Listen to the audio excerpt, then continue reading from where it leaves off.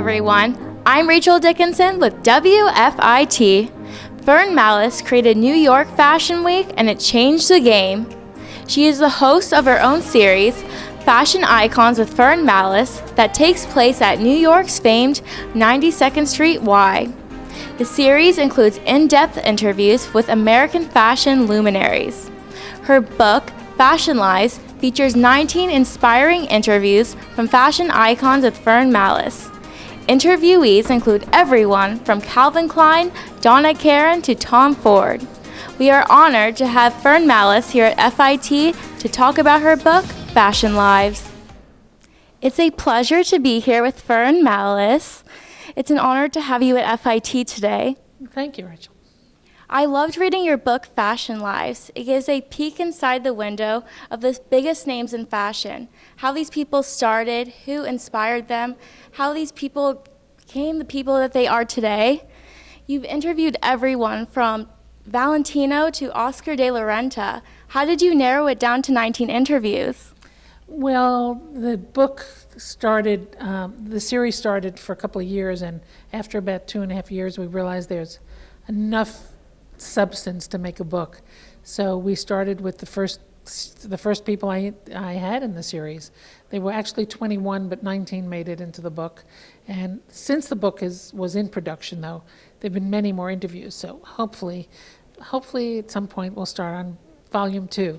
Yes. So, since that book is when I did Mr. Valentino and Victoria Beckham and Leonard Lauder and Iman and Sidney Crawford and Tim Gunn and people like that. So, there's enough to start the second book. Well, I can't wait to read it. Yeah, I'm glad you read it, and you got the whole gist of it. That's what's important about the book, learning who these people are and how they became who they become, what their real voice is. The book has so many fascinating stories. One that stood out to me was how at the age of 11, Michael Kors had such an entrepreneurial streak. He started his own boutique in the basement of his house and sold his designs to kids in the neighborhood.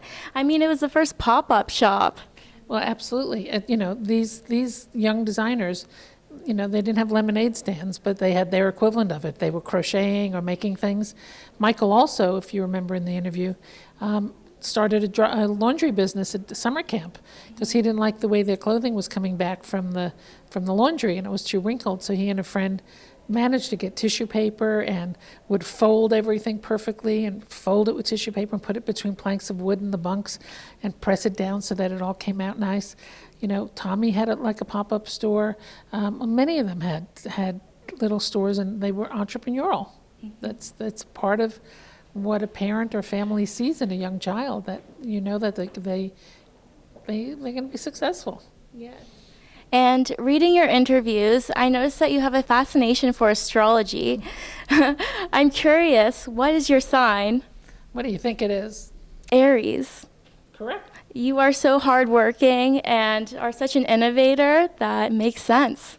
Yeah, thank you. And this is my birthday month, so it's at the end of this month. Yeah. Coming up. I'll be actually celebrating my birthday in India. Really? Wow, what part of India? I'm going to be in Mumbai, and I'm actually going to be there doing more of my fashion interviews. I'm doing actually with, if you could believe it or not, Calvin and Donna are coming to India, and I'm interviewing them for a luxury conference in Mumbai. That's amazing. And what pieces of advice do you have for young professionals that seek to become industry leaders?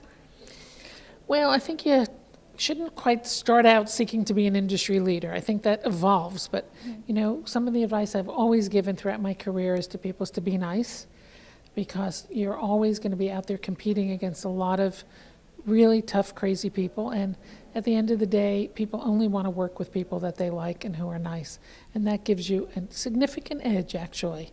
But certainly, depending on what aspect of the industry you want to be in, here we are at FIT, people want to be designers, they could go into production, they could go into marketing and merchandising. There's all different aspects of being in the fashion industry without just having your name on a label. And I always think that that's really important, that you can be part of an important company and a business and a creative position, and you succeed by working hard, by being a sponge, by listening and just being a citizen of the world, and and not necessarily living on your computer and your iPhone. You got to get away from that. You have to get away from that and talk to people, not just text them and not use cryptid words and language. Really be a citizen of the world. Exactly. I think the old-fashioned way is the best way. I like to think so. Thank you for your advice, and it's such a pleasure to have you at FIT. Make sure to get Fashion Lives now.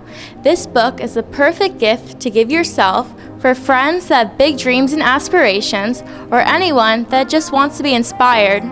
I'm Rachel Dickinson with WFIT. Thanks for watching.